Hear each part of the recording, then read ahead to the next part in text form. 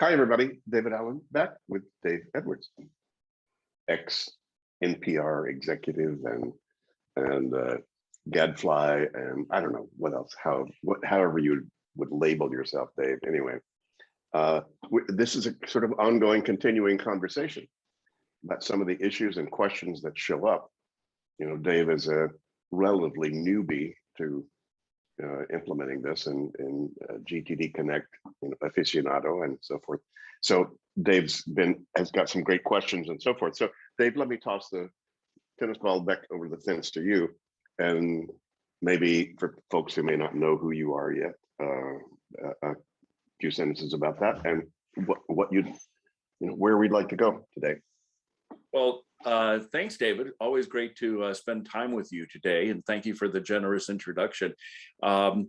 My background is in broadcasting, particularly in public media. Started out as a journalist, ended up in management, worked managing the NPR public radio station here in Milwaukee for many years. Recently retired, but am doing a lot of writing and consulting around the subject of productivity and time management and leadership issues. And I've been fascinated by GTD ever since I first found the book. But I've always said that it's a journey, that if somebody thinks they're going to read the book one day and the next day they're going to be the most productive person in the world, you're setting yourself up for failure. And so I always say I'm a student of productivity, but in particular, I'm really a student of GTD. And since you and I started talking, I've been learning a lot about the process, and I hope those people who are watching us are kind of learning as they go as well. Now, the last time you and I talked, we talked about where the GTD process begins with collecting ideas and projects and things. And today I'd really like to move to the next steps of getting things done, clarifying and organizing and everything that we've collected. So let me just jump in with clarifying. So we've collected all this stuff. What does it mean that we have to clarify those things? Isn't it enough to just write down all these ideas that we've had? Well, a lot of people would think so, especially if they're into the old to-do list kind of habit. Most of those to-do lists are incomplete lists of still unclear stuff. When you see something like mom or bank or tooth or VP of marketing or whatever, you see that on a list, you're, yeah, great. Well, you captured something that probably has your attention, but there's still some thinking about it, some decision making that you haven't done. You haven't finished your thinking yet on what those things are. And if you haven't finished your thinking, there's still a loop that's spinning in there. What are you going to do about it? Do you really want a divorce? Do you really want to adopt? Do you really want to give your kids karate lessons? Do you really want to hire a VP of marketing? What do you want to do with the bank?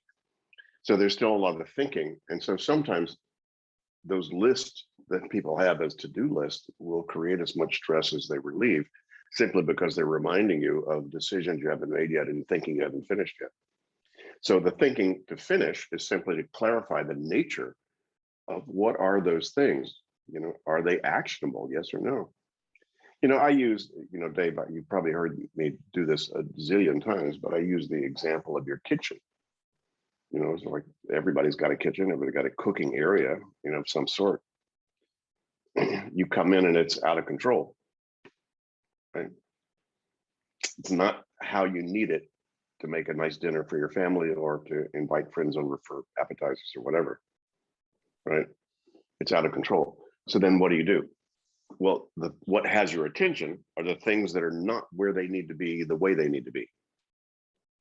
Right? Mm-hmm. A lot of stuff in your kitchen is fine, right? But there's a lot of stuff that's not, if it's kind of out of control. So then what do you need to do? I need to decide, what is this? Oh, this is a spice. Oh, this is a dirty dish. Oh, that's a good food, or that's bad food, whatever. And you're doing the clarifying right there. Saying, what's the nature of this thing that's off? Or not the way it needs to be, and how it needs to be. And that's the clarification step, because you don't know what to do with the spice until you decide it's a spice. You don't know what to do with a dirty dish until you decide it's a dirty dish. Right? So clarify and organize sit very, very close together, because you don't know how to organize anything until you know the nature of what these things are. Right? So you know, the mail that you pull out of your mailbox, you don't know what to do with that stuff until you decide, is that a piece of junk mail? Is that a bill? Is that a note from a neighbor? Or what is it? You know, Mhm. what's the nature of that thing? So determining the nature of something is the clarify step, as well as, you know, probably the essence of one way to sort of describe the essence, an essential GTD principle is to get things done, you need to decide what done means and what doing looks like and where it happens. Mhm. So when So we're what is clarifying, are we looking for the next action right away? yeah. Well, if you haven't decided the next action, if it's an actionable thing, then you haven't fully clarified it yet. Okay. So You know, so yeah, we have a that's number of that's options, part though. of. So we have a number of options. So when we say, okay, we're going to clarify, I mean, one thing I could do is I'm looking at a few things on my desk here that I could probably just trash, throw it out. I'm probably never going to need it. It's just junk mail that has been sitting here on my desk, but that's a permanent action, and maybe that's where, and I know myself, that's where sometimes I get stalled in this process because I see something and I go, well, I could probably throw that out. Oh, wait, what if I need that again? Yeah, well, you need a box of, gee, here's crap that I might need again. Right? That's how Yeah, you that's true. You don't have to. That's all you need to do is decide what it means to you. The problem is, Dave, if you've got that, your whole life feels like there's crap you haven't decided about. But if you decide that's what that is, here's crap I'm not sure I don't know what to do with. Let me put that here. Great. Mm-hmm. Mm-hmm. I coached one of the busiest people I've ever met in my life. He had come back from a trip to Russia, and he ran a foreign policy institute out of New York, and he would tear op-eds out of newspapers like crazy, just to stay abreast of what the world was thinking about X and Y and Z. Right? So he would come back with suitcases full of op-eds torn, right? And so he was about to. So I sat down to work with him, and what we had to do was to figure out, okay, we needed to create, I think, 3 different kind of in baskets. What has to be handled before he leaves for, I don't know where he was going, to Prague or somewhere the next day. What's got to be handled or dealt with before that. So we put that in his literally in basket. And then here's all the stuff that'll wait till I'm back from that trip, but it still has to be handled before I go to Santiago or wherever the heck he was going next. So we had another cardboard box. It's called before whatever the date was, deal with. And then we had another cardboard box that said, look, I don't have to deal with this stuff until, wherever. And we sort of, we did a version of clarify even the collect process, just to make sense out of it, so the guy could get a handle on, what was right in his face, what could wait a little bit, what could wait even longer, and so forth. So there's absolutely nothing wrong with that. As a matter of fact, that was quite helpful, to be able to get his head clear. So it's like, well, what do you need to do to get your head clear, Dave, about the stuff sitting on your desk? Right.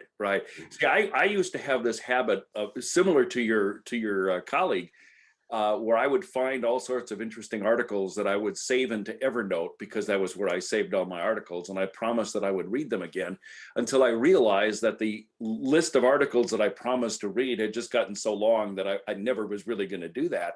So I did have to purge that. And then I got to the extent where it was like, wait a minute, why am I really saving all this stuff? Because I can do a quick search on the New York Times website and find that article again. So I didn't even need to archive that stuff in my system anymore. Right. So one of the other sort of options we have here is to say, okay, we've got this item and we can put it on our someday maybe list, which I'm always very nervous about, because that list can quickly become the quickly forgotten list, because I've kind of moved it off of my initial, I got to do something with this right now, and I put it on this other list, but will I ever really go back and revisit that again, Maybe not. Yeah. And So is what? that okay? No, that's terrible. You're going to burn in hell. I mean, it is surprising to me, though, how much stuff I put into that someday maybe list. And then I go back and revisit it in a month or 2 months or whatever, and find out that what I really thought was important, really, I mean, why did I even think I was going to do this? Well, what's wrong with that?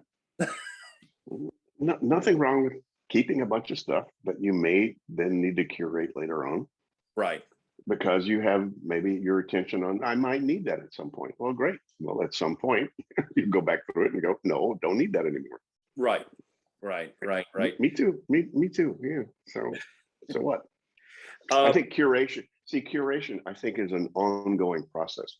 See, people think getting organized is some static thing. It's not, because the world changes daily. You change daily by what you consider important. You save stuff you think is important now, but 2 weeks from now, Yeah. why'd you say that? Right? Because you changed. So organization means I just need to make sure things are in the right places, given my agreement with what they are to me. See, being organized simply means that where things are matches what they mean to you. Here's crap I don't want to deal with. Great. Here's the crap I don't want to deal with. Bucket. Mm-hmm. You're organized, right?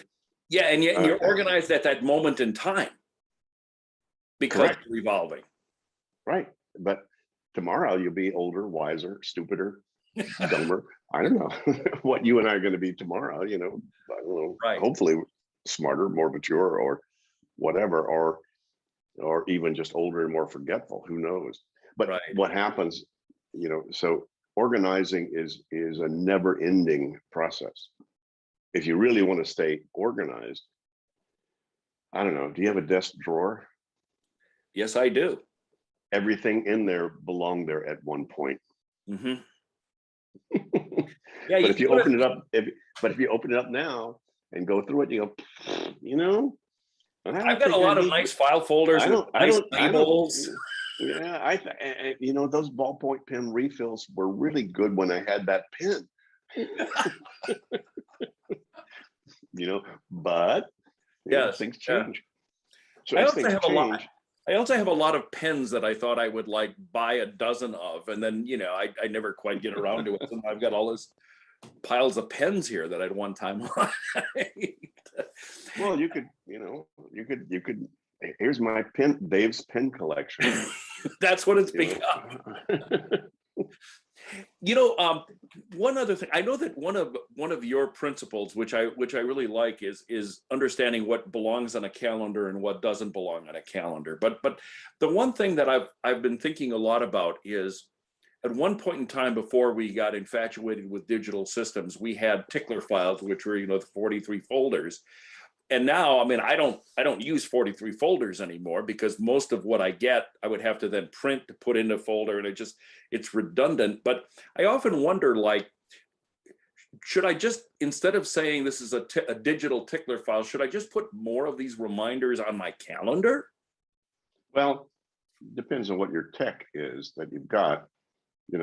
We've migrated to Office 365, so all I do is I can take an email and create an appointment, but I can make it an all-day appointment, so that it just shows up as a reminder on that day up at the top of the calendar. It's not tied to a time. Mm-hmm. So that's how I've migrated away from the 43 folders, is basically just putting triggers on my calendar that say, hey, have you thought about X, Y, Z? It doesn't mean I have to do anything on that. It just says, okay, on that day, I want to be reminded that X, Y, and Z is coming up, or whatever. For instance, I keep avoiding taking my second language exam for my Dutch, immigration. And if I still am not ready to do it, I've got 2 weeks ahead of that exam, because you can reschedule that exam within, if it's before 2 weeks. If you don't, you have to pay for the 50 euros or whatever that it costs you to do the exam. So I have it, that's one of those little triggers I have on my calendar. 2 weeks ahead of that exam, David, you want to reschedule. Mm-hmm. So that's the kind of stuff. I mean, come on, that's useful, and Yeah, no, it works for me.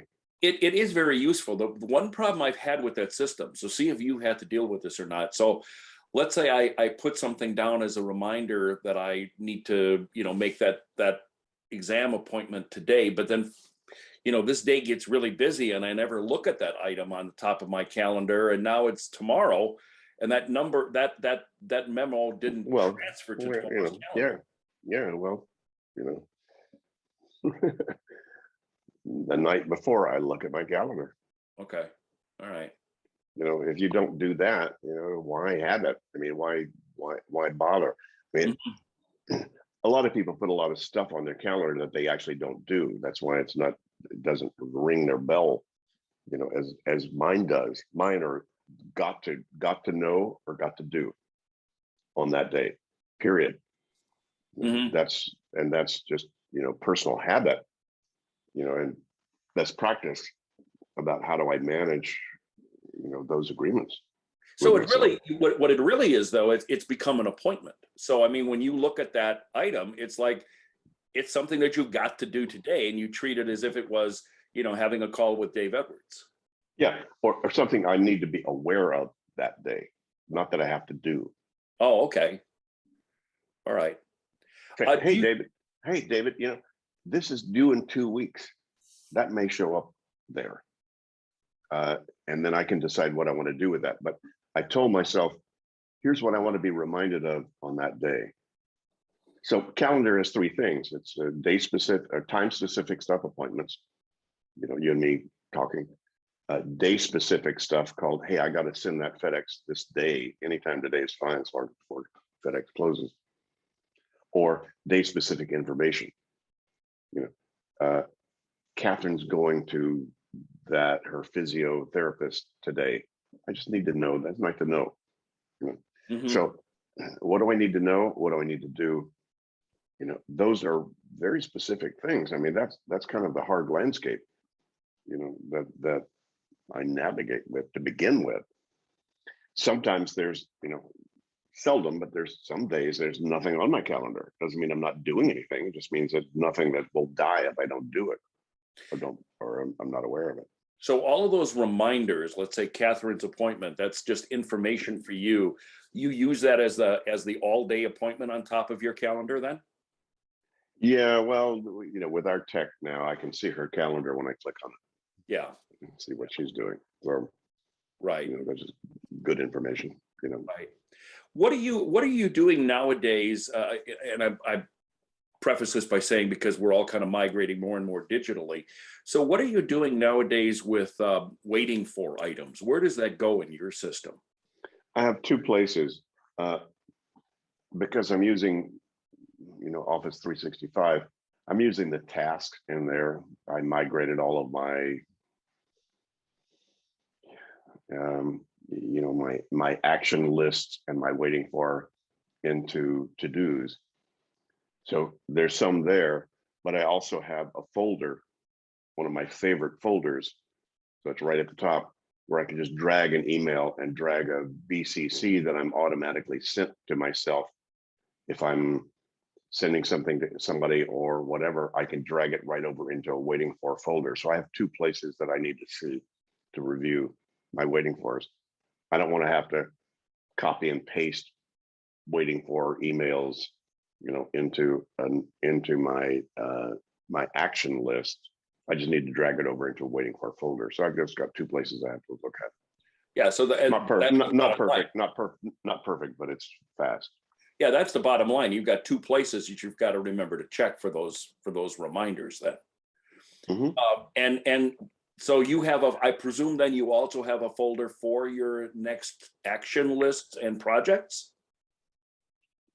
Well, yeah, I have they're not folders. Those are all in my tasks.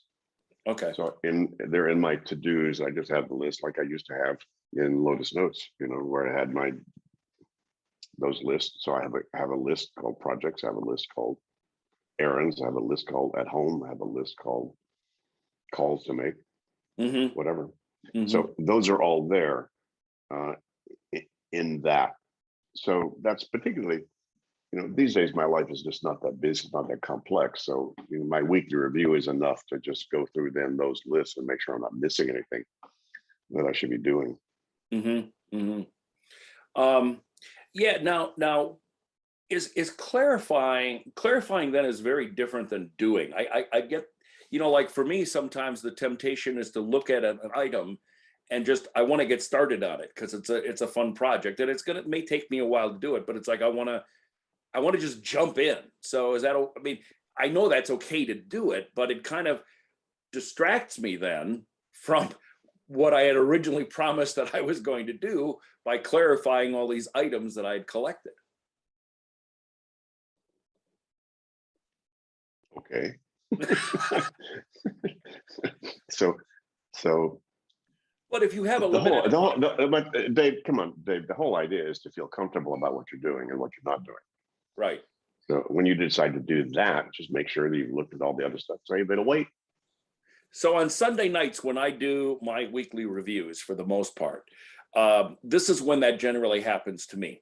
I start going through all of the items that I've collected in the previous week, things that have been around, and I want to make sure I want to do it. But there is that temptation to say, well, that's fine. I can keep doing that later. I really want to work on this item right now. And then I never get back to the clarifying part. Now, maybe that's fine, but by the end of the day, I go, oh man, I never finished the original thing I was starting out to do.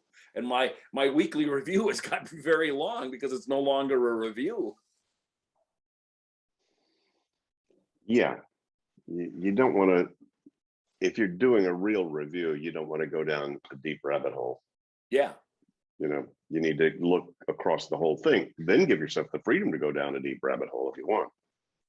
But you just need to get yourself clear enough so that you feel okay about doing that. Actually, that's one of the things that really, I kind of fell in love with this system, because the old method of just having to-do lists where you'd have ABCs or whatever, it forced you, or you were like almost forced to concentrate on things that maybe you weren't in the creative mood to deal with at that moment. And what I like about this system is that I think I have more freedom now to say, yeah, but I want to work on this item today. Me too. Yeah. But some people still, I was meeting with someone, a client, who I was explaining this to, and he said unless he prioritizes his items at the beginning of the week as 1, 2, 3, he would focus on the easy tasks. And I explained it. I mean, it does take a certain amount of discipline to do this. You can't ignore all the tough tasks, but that 1, 2, 3 system used to just make me feel guilty when I'd work on item 5, 6, and 7. Yeah. And, I understand the reason for 1, 2, 3, but since you have to go have a cup of tea or take a pee, that's number 1, right? Yeah. So, 1, 2, 3, what do you mean by that? Mm-hmm. And understand, yeah, some things are going to have a higher payoff if they're finished in terms of your bigger game that you're doing or what your commitments are or whatever, for sure. So there's nothing wrong with that kind of strategic thinking, but trying to organize your priorities in that kind of a rigorous way. And by the way, some people, maybe just their personality fits, Mm-hmm. not me. And so if that's what keeps their head clear, God bless them. Yeah, go for it. Yeah. Yeah. So there's really no right or wrong about GTD, about this stuff. It just says, what do you need to do to keep your head as clear as it can be, doing whatever you're doing, and feeling as comfortable as you could be doing what you're deciding to do, what you're doing. That's really all it's about. Yeah. And that could look a lot different for a lot of different people in a lot of different contexts. I think sometimes the problem is that in a lot of the systems, whether they're digital or paper-based systems, they're trying to force you into a very rigid approach. and not everybody works the same way. This is the big thing that I keep coming back to. I'm probably, you're probably more productive than I am, but yet, as long as I'm getting my work done and I'm enjoying it, then who cares if you do it a certain way?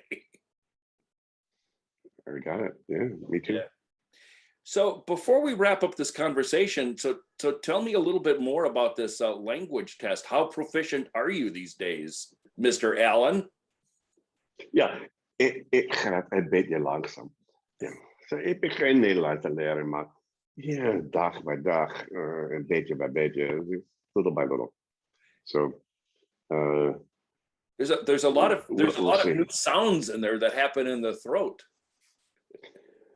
Well, actually, I was an exchange student in Switzerland when I was 17, lived with a Swiss family, and I actually learned to speak Swiss German a little bit. And Swiss German, if you could speak Zürichdeutsch, they say if you could learn to say 2 words in Zürichdeutsch, you're on your way. Käsekuchen, which is a Käsekuchlein. It's like a small cheesecake, or Kuchenkastlik, a kitchen cabinet. Kuchenkastlik. So if you can say that, and you learn to do that in that guttural stuff, then that made it pretty easy for me to catch the Dutch G's, which they pronounce with a ch. I see. Ik gaan, I go. And, so are you and Catherine doing this together? Are you? Yeah, she's doing her version of it. I'm doing mine. So are you communicating more when you get together, or when you have dinner? Are you shifting over into Dutch? No, not yet. Not yet. We're not that far. But it's as I say, it's Alzheimer prevention. Trying to learn Dutch when you're 76, like I am. So, when you've moved into your new place, and when you're dealing with contractors, are you able to use English, or are you having to use most of them do English to some degree, which is nice. I mean, that's the nice thing about the Netherlands. Most people here who've been here for any length of time, speak some version of English anyway, because it's really the second language, in the country. But a lot of the workers are from, all over the world. So, but luckily we have a contractor, sort of a manager who speaks 5 languages. So he's able to, make sure things go well. Mm-hmm. So in addition to managing, getting the new house in order and doing all the things you normally, anything exciting going on in your life these days? No. Okay. Well, yes. I picked up my flute again, so I just printed out my flute fingering chart so I can know how to do the really high flute notes. Oh, wow. And so, my place is just getting settled enough that I can paint again and play the flute again. Those are my 2 sort of hobbies, as well as flower arranging, which, I do regularly. So we keep flowers going. So all that's exciting enough. You really are a Renaissance guy. You've got you're not slowing down, man. You're just keep going and learning, and that's very impressive. Yeah. Okay. Well, thanks. I'm just gonna go take a nap. So Me too. Me too. Yeah. Hey, David. Love good napping. Yeah. David, thank you for spending time with me today and kind of going over some of this stuff. And hopefully we'll do it again, and we'll continue discussing other aspects of GTD. So thank you very kindly. Thank you, Dave. Yeah, great for the invitation, and this was fun. We'll do it again.